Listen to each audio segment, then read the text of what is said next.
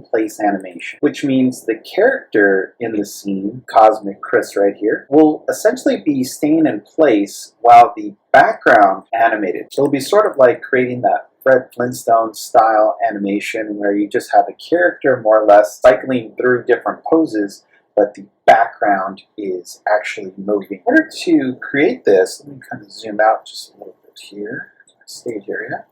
I'll turn off my thirds here. You essentially need to have your pieces. What I'm going to do here is I'm going to turn off my camera mask here. I'm going to show you that this set that I've created here has all of the pieces already preset, and if you notice here, I've actually labeled everything as the foreground. I do have some layers turned off here, so these are just some rough guides that you will actually get this full working document. You'll be able to actually turn things on and off. One of the most important things is going to be not only having the background properly cut up. Let me just turn a few things off here, so you can see more or less the separate pieces here.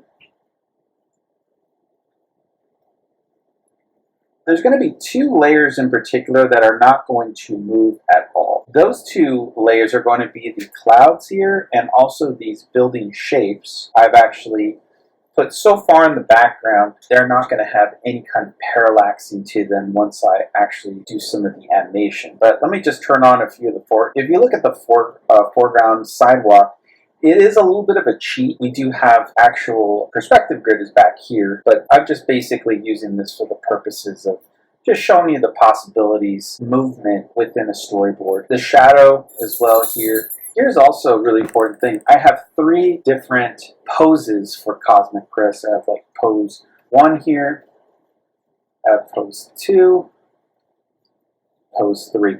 Having A, B, and C poses, what they're usually referred to, really not something that's absolutely necessary in storyboarding.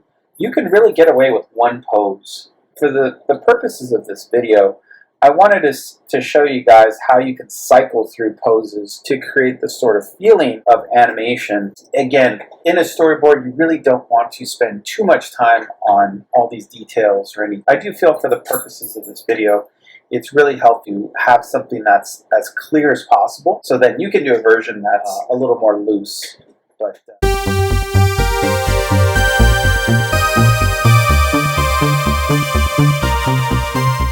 focus on right now, actually animating each individual piece, can then cycle through the poses Chris has. The first thing we're going to do is I'm going to turn off my thirds here, turn off my camera mask. I'm just going to like move out of the stage a little bit there. What's important to see here, again, I have all these pre-designed pieces here. The first piece that I'm focusing on is one called FG Bush 1. You notice right here, I've actually added a little bit of an effect to this. So for instance, if I turn off 1, you'll see this is the actual original drawing of these little foreground bushes here. The reason I decided to a little bit of blurred effect is to create sort of the feeling of what happens in actual cameras. When you're taking a picture of something, and if you have an object that's a little too close to camera, it could tend to make the camera focus on one thing at a time. What I'm doing is utilizing this inside of Storyboard Pro to just give the sensation that the objects that are closest to you, these bushes, are very much right in the foreground. Again, it's just an added kind of fun effect, and it's always good whenever you're having any kind of a pan to have foreground elements crossing through the frame or crossing through your scene to create more depth. What we're going to do is zoom out just a little bit here. That way I can get a nice view of everything. And the thing you have to pay particular attention to is this little rectangle right here. Now this is your actual recordable area.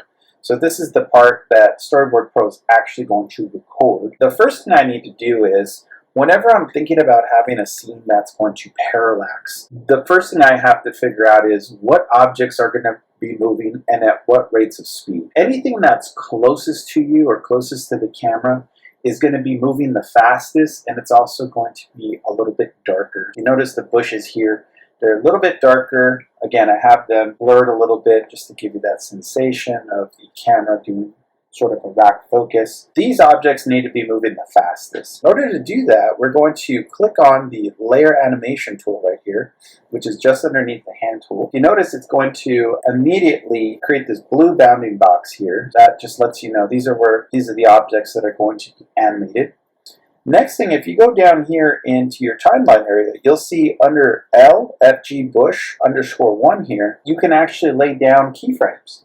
You notice right here, I have green and a red marker.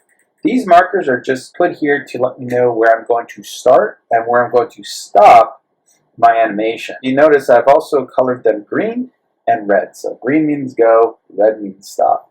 If you ever want to create one of these, you can always right-click in your timeline here and add a marker. Very handy. One other thing to remember too, we are not actually doing any camera move here. Anytime you're animating layers, all of the animation keyframes will be shown up at the bottom of the panel.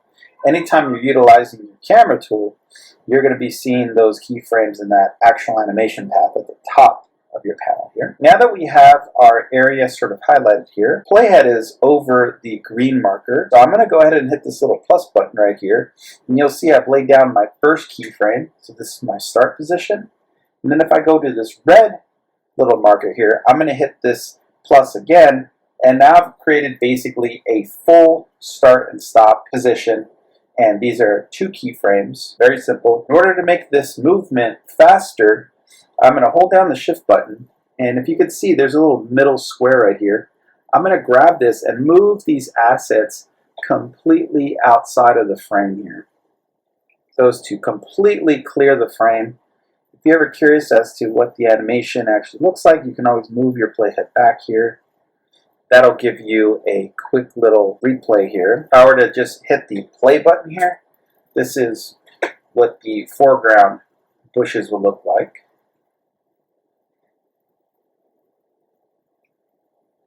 And we'll stop right about there. Everything's happening but in pieces. That's the thing to remember whenever you're creating this kind of layer animation here. Now that we've essentially animated the foreground bushes here, the next thing that we're going to be animating is the sidewalk. Okay, now the sidewalk should be moving fast, but it shouldn't be moving as fast as the bushes. I think, again, we can actually create something that is a little bit faster, but not way too fast, because then Chris would have to be running at this point. When you're creating this type of animation, feel free to play with things. You know, there's no real set way on how fast or how slow things should be moving. You should be watching things, seeing what you feel is appropriate for the scene. Same thing, we're going to select our FG sidewalk. I'm going to turn on my layer transform tool, and we'll highlight this particular asset here, this FG sidewalk. You notice my playhead's already on the first position here. I'm going to go ahead and lay down a keyframe, and then lay down another keyframe here. One thing you'll notice too is you can't actually see your previous keyframes from your other layer animation here. And these markers here is a good way of just kind of keeping track of where things are. You can put them all over the place and color them different colors to help you with that. What I do now is I'm going to hold down the shift button, and again I'm going to grab this little middle square right here, and I'm just ever so gently going to move to right about here. So again, I don't want to be moving so fast that, again, Chris feels like he needs to be running. I want to, again, just kind of pace this out a little bit. I'll just play that real quick here. So that feels not too bad. Again, the bush is moving at a slightly faster rate of speed. Again, just give you that sensation, having parallaxing feeling. A good example of a parallax would be, for instance, when you're driving in a car. Let's say you're on a freeway or a highway, depending on wherever you're located. You look out the window, and if you look at the ground, you'll see that the ground is moving very, very quick, and usually it's blurred out because of the rate of speed you're probably going. And then as you look further out to the distance, things tend to slow down. So it gives you this sensation that you're moving through space, you know, at different rates of speed, or things in the distance seem to be moving at different rates of speed. This is something, again, we try and replicate inside of our scenes officially. Obviously, like, that's not all happening unless you're using the camera tool. For the sake of the demo here, I'm going to go ahead now and move on to the next section that we're going to animate. And again, turn my camera mask off. If you look here, we have the MG buildings here. We talked about earlier the BG buildings for the shapes here. These will not move. Neither will the clouds here. Those will basically just stay in place for the time being. Like we talked about earlier, as things get further in the distance, the objects in the distance tend to move at a slower rate or a slower pace. More distance, there's obviously objects are much larger. They're going to appear to kind of move at a slower rate of speed. So let me go ahead and click on the MG buildings. I'm going to turn these on and off here just so you can see that. I'm going to zoom out just a little bit here so I can get a good view of everything. I'm going to turn on my layer transform. My playhead is already in the go position here. I'm going to go down here to my layer on my timeline. I'm going to lay down my first keyframe. Then I'm going to lay down my next keyframe. Because these things are moving so far in the distance, I don't want to pull too far. So I'm going to hold down shift and ever so gently, I'm just going to shift things a little bit. Now that was a very, very subtle shift right there. So what I'm going to try and do now is I'm going to play that back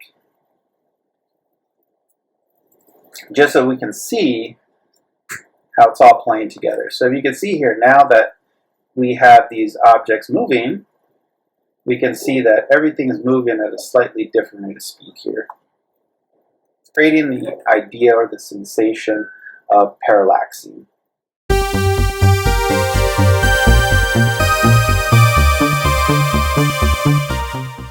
We're going to go ahead now and talk about the posing. We've done the initial layer animation, which I'll play right now.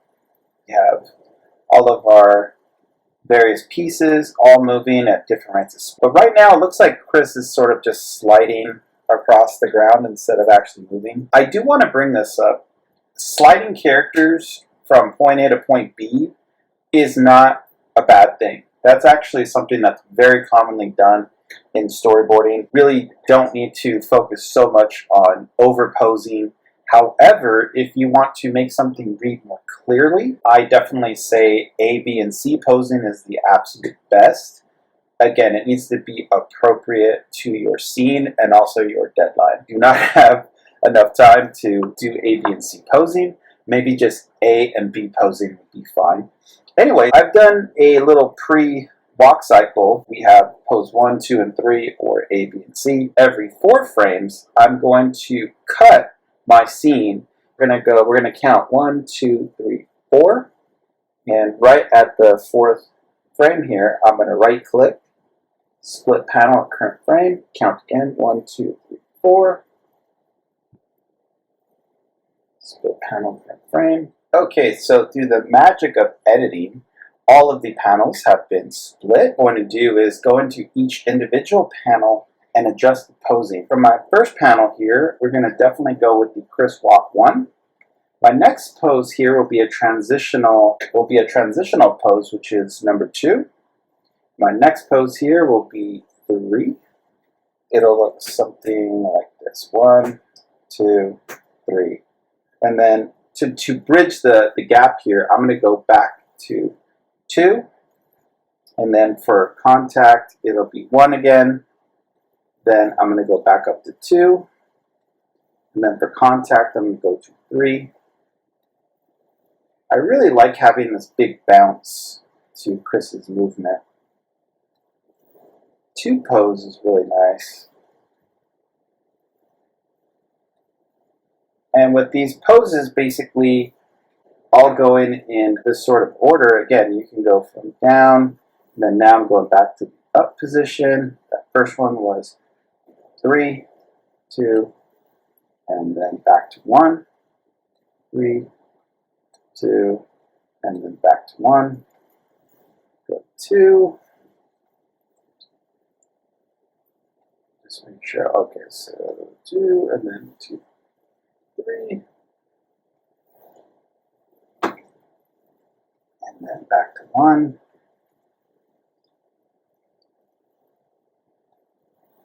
then 3.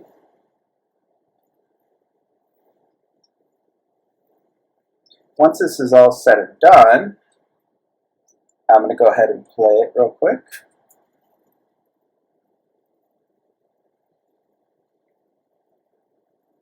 again, this is very kind of choppy walk cycle, but what I'm trying to do here is just give you the idea that Chris is walking down the street. You don't have to overpose anything. Again, people pretty much get the idea. I do have another violet section here, which is a little bit longer, so this one is definitely less of the cycling, but still pretty effective. You can continue to do more posing and just, do whatever you want with it. But for me personally, with all the elements working together, you're pretty much getting a really nice little parallaxing scene. And again, with Chris staying in place, you don't really need to have Chris moving or doing anything other than just cycling through his poses here.